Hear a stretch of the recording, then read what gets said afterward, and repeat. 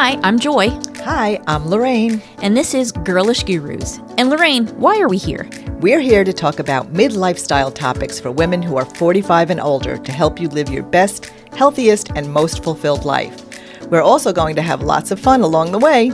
So let's get started.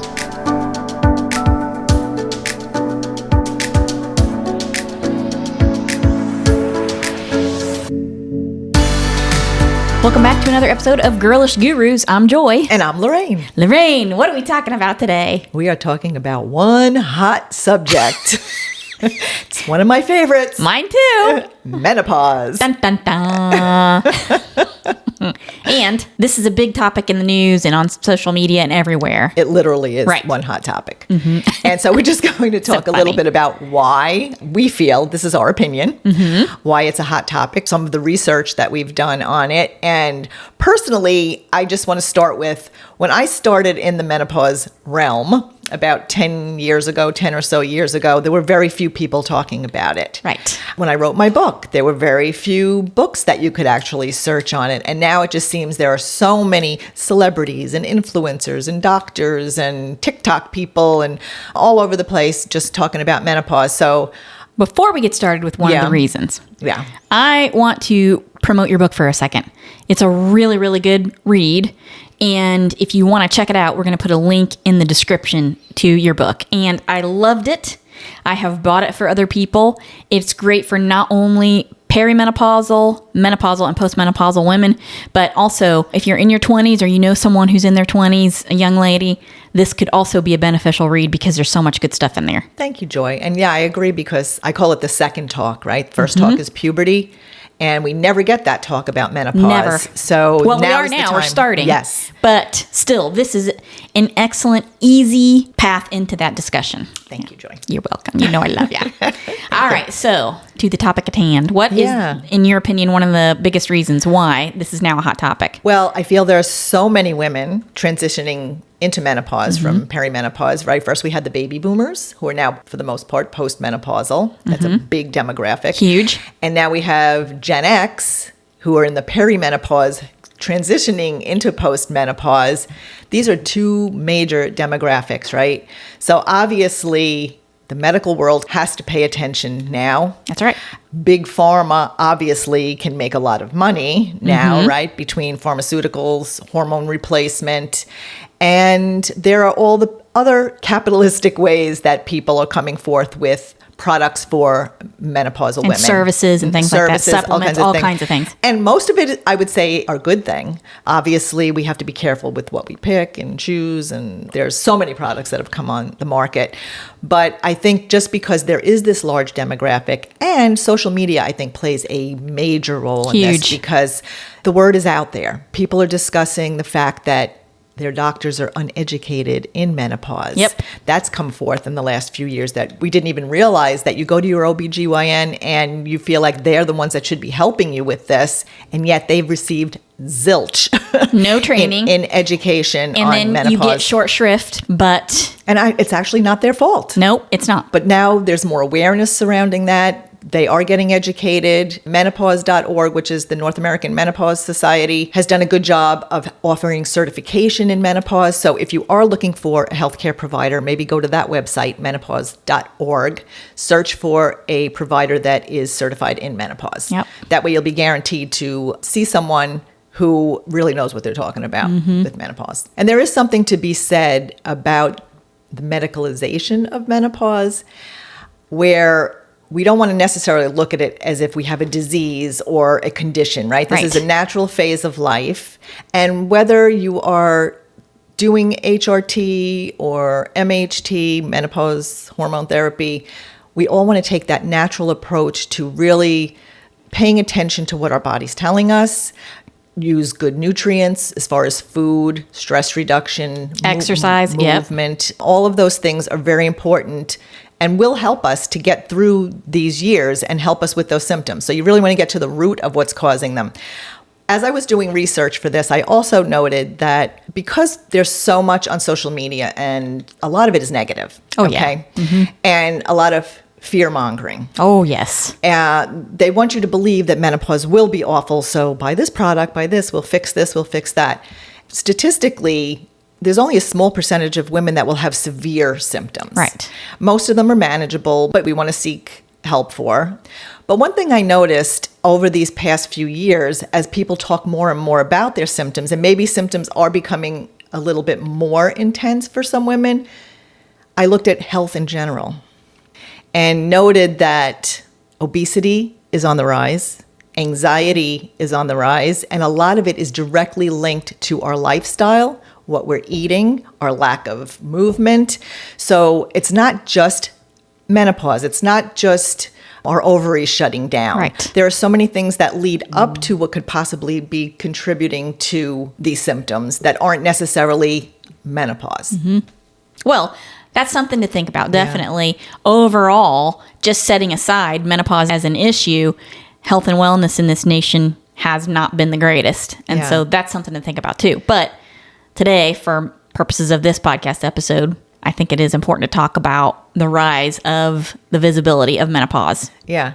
And especially celebrities. There's so many celebrities talking about it now, right? Gwyneth Paltrow, Naomi Watts. Yep. Yeah. And they even started companies because of it that are directly for like the women over 45. And we don't necessarily need specific products other than there's some. Did you hear my stomach? It's usually me. That's right. Oh boy. Yes. Mm-hmm. There are actually 4 co-hosts. And that's right. At any given moment. And it was my stomach, I swear. That's terrible. No, that's always me. I'm glad it was you this time. Yeah, well, it's all that kale I ate. Yeah. Okay. But we don't necessarily need products specifically for us when it comes to like skincare. I always recommend like organic skincare, get all those toxins out of your life because those all are endocrine disruptors. But there are some products that could really benefit menopausal women, and I talk about them all the time on Instagram, as far as vaginal and vulva moisturizers, right, is one that most women would normally not go out and purchase just, at any age. Right. Even though they should, because you should be moisturizing daily. Yes. That will prevent a lot of the dryness and thinning and, I'm trying to think of what the word is. Wait a minute. That'll prevent a lot of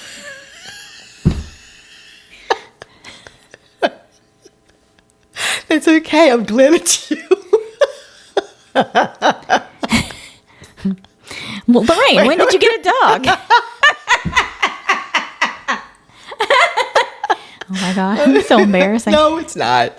Well, It's all the kale, I'm telling you. Salads and kale and the all the good stuff. It's all those prebiotics. I'm so glad you probiotics. I'm so glad you have your diffuser going. No. That's bad. We don't make those kinds of jokes around here. Okay. All right. Well, I can't remember what we were talking about. About products, vulva moisturizers.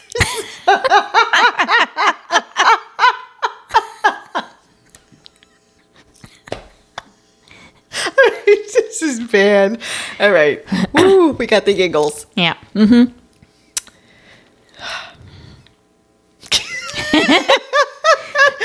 You know me.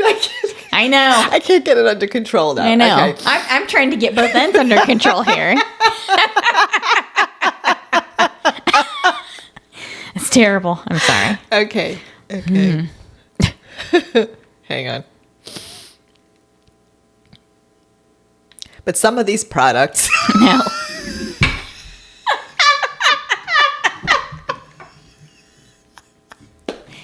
I can't stop. Okay. See, if you were over here, I'd say pinch me. Oh, I can't reach you. Otherwise, I would. Okay. Okay. We're coming back and I'm tearing. Yeah. Okay. So there are some really good products that are specifically for women during these years that could be beneficial, such as those vaginal and vulva moisturizers, right? Which you should be using. Yes. Because that helps to prevent dryness and the thinning of those tissues and things. Yes. Atrophy. Atrophy. Big one. Yeah. Oh, yeah. Yeah. So, I highly recommend daily moisturizing. And that's different than a lubricant. So, and if you are using lubricants, be sure that they are compatible, especially if you are using condoms, because some of them break down the efficacy of condom use. Latex, they can interact poorly. Yep. I don't know how we started talking about condoms. I don't know. This has gone off the rails. All right. I mean, this is all important stuff, and the laughter has nothing to do with condoms. No, it doesn't. No. Okay. I'll tell you what's not funny, a late in life pregnancy. I'm sorry. No, this is true. This is true. That's not funny. Yeah. Okay. Lorraine. We're never gonna We're not gonna get through this. Okay, so that's a little segue there away from the topic at hand. But it does bring into raising the awareness of menopause generally. So products are flying onto the shelves. Yes. Because people are starting to ask for, hey, I need treatment for this symptom or that symptom. Yes. Yeah. So do your research. I mean, obviously. We tout that all the time. Yes. Research. Do your research, whether it's skincare products, whether it's supplements. And I've researched and vetted several supplements that I find very beneficial. You can find them on the website. We can put links to them because you want something that's been maybe clinically tested, research has been done, it comes from a reputable company, and not just random off-the-shelf supplements that you get. And also, very, very important, ask your doctor about it. Extremely important. Very important, And in case we forgot to say it at the beginning of this episode, right. Everything we're talking about now is for educational purposes only. It is not to be taken as medical advice. Do your own research and talk to your healthcare provider. Yes. We are not doctors. We are not. No. Please check with your medical provider. Very important. Yeah. As a health coach, I love doing the research for women and I love providing that education. But yeah, always check with your healthcare provider, especially if you are on any kind of meds. Yes, absolutely. Yeah. Okay. So we could talk about Big Pharma a little bit because I think they play a big part. Obviously, if there is a demand and a need, Big Pharma is usually there. To fill it, right. Yeah. And I had shared this one article with you that they are now working on a drug. Okay. Now, this blew my mind. I could not get my mind around this at all. It's like, what could possibly go wrong? Okay. So scientists are working on a drug to indefinitely delay menopause. And it says on this article, this drug couldn't just delay the menopause, it could actually prevent it. So this drug is based on a hormone called, let me just find it, AMH. And you know me, here we go, anti-Müllerian hormone. I believe that's how you say it. We're going with it. Sounds good to me. Müllerian, AMH. Sounds like a planet in Star Trek. Yeah. And it's an injection, but right now it's in the rodent phase, I guess, right? They're testing it on mice. Yeah. So this hormone helps determine a child's sex when they're still in the womb and is later associated with both sperm and egg growth. So supposedly they're using this to encourage the ovaries, I guess, to not age. Right? Because they were doing some trials on it. Yeah. And some of the organs in the animals they were testing the drug on showed their ovaries appear like those of a newborn. Yeah. Yeah. Showed very young organs. Yeah. So it does look amazing. It does look like, oh, wow, this will prevent aging. But somehow, I don't know. I just have this gut feeling. It's like, even in the article, it says safety could be a concern because prior research into estrogen injections, I guess because this can be related to all of that, as a form of hormone replacement, found they were linked to an increased risk of cancer. So if you're preventing menopause and a woman is still having these higher levels of estrogen and there are estrogen-related cancers, I don't know, it just sounds scary to me. It just sounds like maybe, I don't know for sure. I don't know exactly what could happen, but it almost sounds like cancer risks would be increased. Well, the other thing that I immediately thought about is, would I want to go back to being premenopausal? Yeah. And I got to tell you, I don't think so. Yeah, exactly right. So there's so many benefits to being postmenopausal, right? From not having a period anymore. We always talk about wearing white pants, having that white pants party, not having PMS, not having migraines. Will all of those things... How does this work? What happens? Yeah. Are you going to be 70 and having a period? Yeah, that's what it sounds like. And I tell you, I'm not too interested in that. Yeah. I just am not sure about this whole situation. And again, I think as we get better managing those menopausal symptoms, this is going to become less and less of an issue. Yeah. I would rather see them focus their research resources on that. Yeah, on more and better research on women's health. Right. In general, all the way around. So I'm kind of feeling like this is just a whole scary quicksand type of issue. Yeah, like just a money grab. It's just I don't know. Now, there could be some exciting implications later on if... With the research. Right. Yeah. I'm not discounting that. Yeah. But I don't want to be the first person to say, give me that shot, because I want to go back to... Well, it seems like it will be many, many years before I think that this is even available. The company, in case anybody wants to... We'll put a link to this article, but I think they're a company called Oviva, O-V-I-V-A Therapeutics. Now, a drug like this could be beneficial for some women who maybe have had some infertility issues and they want to prolong their period of time where they could potentially have children. So there could be some benefits, but again, I don't know. It's just so scary to think about. Yeah. Yeah. How are they going to test it and how are they going to... Right. Because I mean, even HRT comes with some risks. Obviously, with all the new research, the benefits outweigh the risks depending on your age and your health history. And how long you've been in menopause and things like that. Yeah. So obviously, there's going to be a lot more research to be done about this. Based on the fact that there's almost no research. Yeah. It's this one company, right? It says it's a pretty wild pitch. This is in one... Oh, boy. Instead of waiting for menopause, changes associated with the end of menstrual cycles, this startup is proposing a world in which women and other people who menstruate could get an injection every few months to stave off those bodily changes as long as they wanted. I don't know.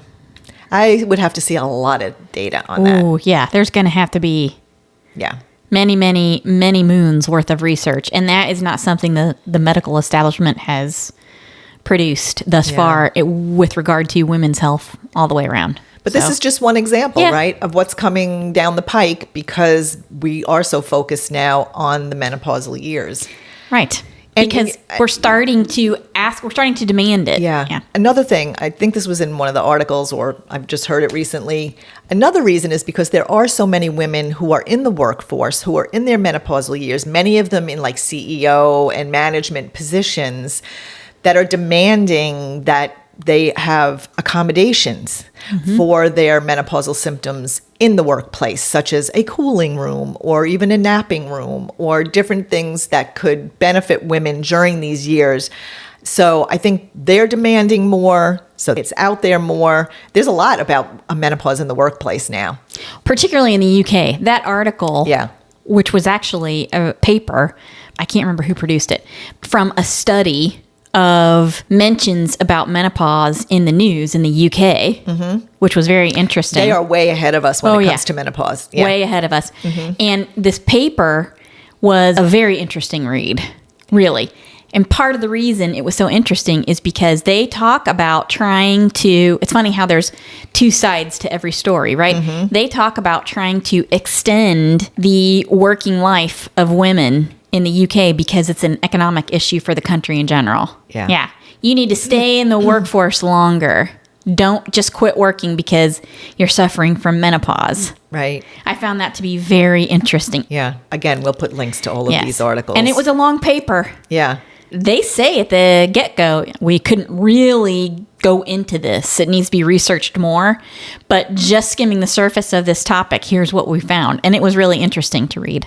Yeah. Like the one paragraph, the lead-in is aging femininity. Forget it, I can't say it. Femininities. Aging femininities. Is that how you say it? Yeah. Okay. Aging femininities, critiques of gendered ageism in culture and media. And there it is. Yep.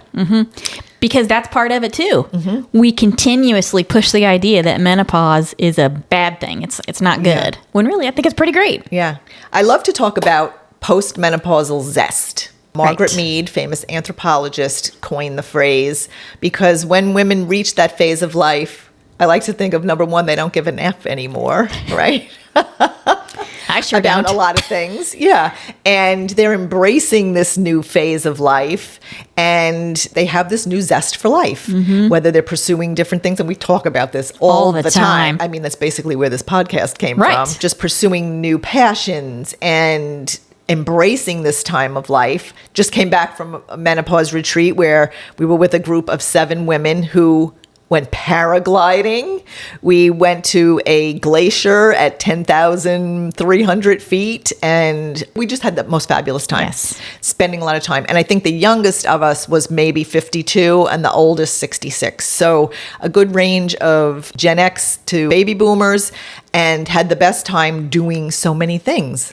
And just embracing this time of life. Yeah. And I wish I could have gone on that retreat. Yes. Boy. You're coming on the next one. Oh, boy. I really wanted to go. And stay tuned for more information about that, because there's more retreats coming up. But I do think that is really a powerful perspective about the rise of the visibility of menopause, generally speaking. Because women, as we age now, we have more education, more spending power, more capabilities, more freedom, more of a voice. And we're demanding now things that we need to start looking into women's health issues and to really start helping us with that transition. And maybe even come at it from a more positive aspect, even in media, even with the medical side of menopause.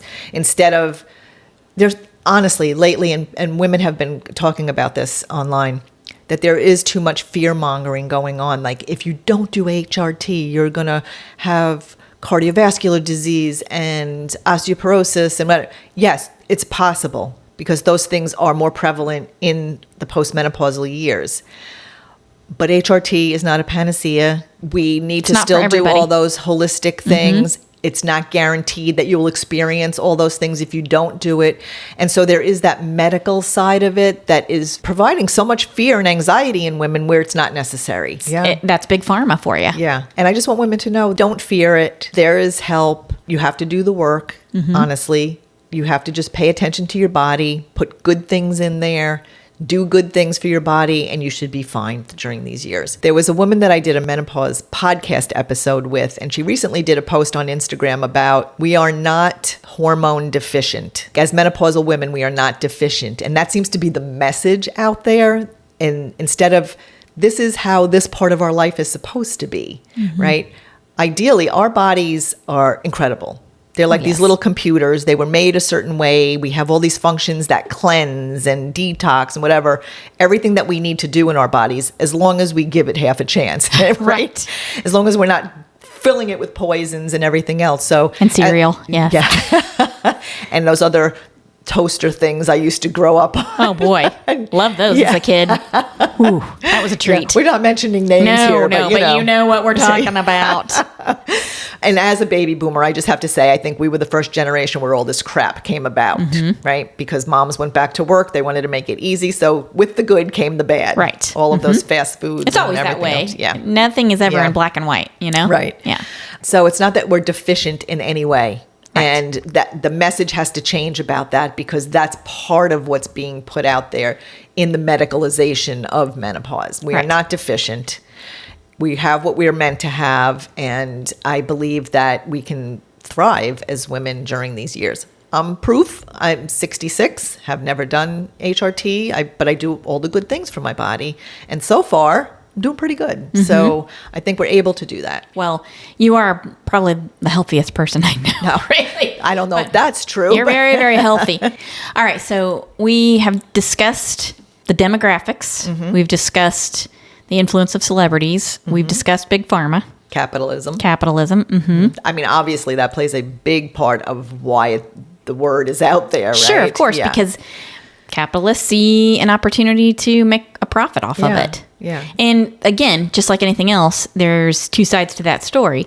On the one hand, yes, we're coming with our dollars and we're saying it's time for you to start. We want something. Yes, it's time for you to start paying attention to this and to develop products and things to help us with that transition. But on the other hand, it's important for us to also demand, these need to be vetted, these need to be researched and studied Don't just whip something up in the kitchen and put it on the shelf for $15 and add the word menopause to it. Yeah. I like to think that we're coming to the table and saying, hey, show us the research and the evidence that this is a good product for us. And as we talked about in our last episode, the biohacking supplements, I always love to do my research. I go to PubMed, the NIH, to be sure there are studies on these specific kinds of supplements, like the ashwagandha, the maca root, all those things, because I want to make sure that they are healthy, that there's not these terrible side effects that could happen. And I search for products that have been vetted, have third-party testing, all of that, and come from reputable sources. And I'm so glad that that's your area of expertise, because that is not I am not sciencey.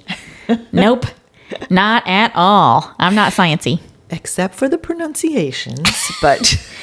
I can say the words, but I don't know what they mean. I try. I mean, generally, I understand concepts and things like that, but no, you're much better at that than me. It really interests me. It fascinates me, like the science of it all. Fascinates me, especially when it comes to holistic and like old school, like before pharma became big pharma, when there were medicine women and there were Chinese medicine, homeopathic remedies and things like that. That I have to say, that to me is wellness. Wellness is part supplements and holistic treatments and part medical community establishment for acute care and things. Right, exactly. Yes, there is a place for everything in your wellness world. Right. Obviously, you break a leg, you're not taking a supplement for that. I mean, there is a time and place for everything, but we don't want chronic disease care. We want wellness. Preventative care is what we want. We want to feel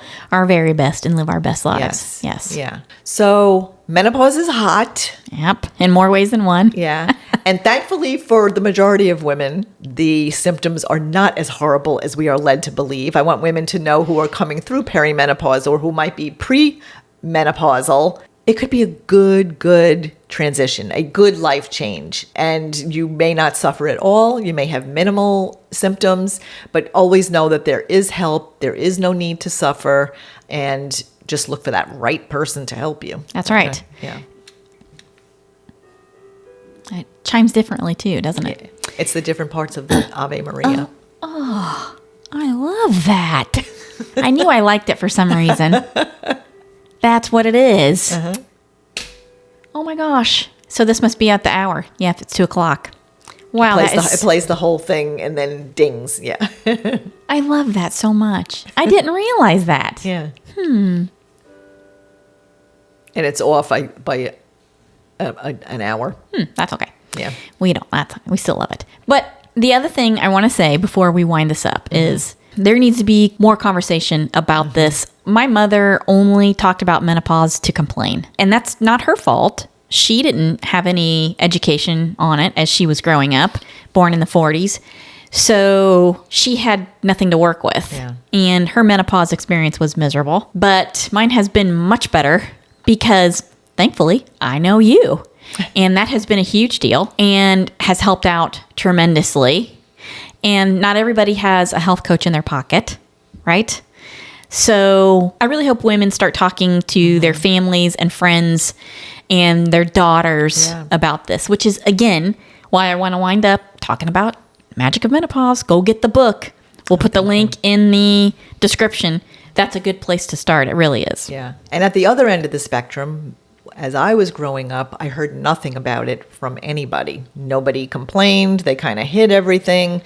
They didn't talk about it. And it wasn't until I actually studied at the Institute for Integrative Nutrition that I even was like talking about menopause and decided that when the women started coming to me as a health coach to guide them with all these things that were happening in their life that they weren't even aware were symptoms of perimenopause, it wasn't until then that I realized, wow, this is really something. Nobody's talking about it. Nobody's getting the help that they need. And thankfully, within the last 10 years, there's been such a big change, and it just continues to get better. Yep. Well, we're here to help you all out with that as much as we possibly can, and we'll point you in the best possible direction. And that reminds me, leave comments for us. Let us know how you're doing. Let us know what you're using, what your symptoms are. If there's something you want us to look into and talk about, we'll be happy to do it. And one more thing, I would love for any women who have felt dismissed by their doctors, I would love to hear from you. I'm writing my second book, and I want some of those stories because other women are feeling alone and not realizing that this is happening on a big scale to women, that they're feeling dismissed at the doctor's office. If there are any women out there who would like to share their story, I would love to hear it. There's a lot of ways you can contact us. You can DM us on Instagram, drop a line in the comments. We're out there. We have an email address on our website too, so you can check us out there. So you can also go to your website, which is magicofmenopause.com. Yeah, the magic of menopause. The magic of menopause.com. You are the magic of menopause. Or LorraineMiano.com. There you go. Because we do have separate projects going on. We come together at the Girlish Gurus here just because we love each other so much. Right. We have so much fun. Yes.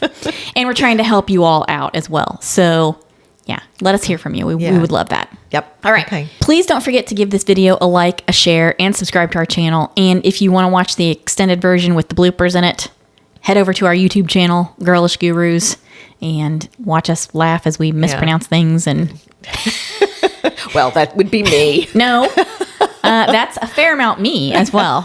Yes. That's where we're posting the fun stuff that you might get a giggle out of. And please come along and join us because we're going to be posting some more fun episodes soon. We've always got something interesting to talk about, and life isn't perfect. Neither are we. All right. Thanks for watching and listening, and we'll see you in the next one. Okay. Bye. Bye. Perfect. Okay. All right. That was funny. Thanks for listening to this episode of Girlish Gurus. We hope you'll join us next time for more fun and inspiration. Be sure to check the description of this episode for links and information about the topic, and you can find us on our social media platforms starting with Instagram, Facebook, and now including YouTube. You can find us by searching Girlish Gurus, and you can also check out our website, girlishgurus.com, for more information on us, our projects, books, and our growing community.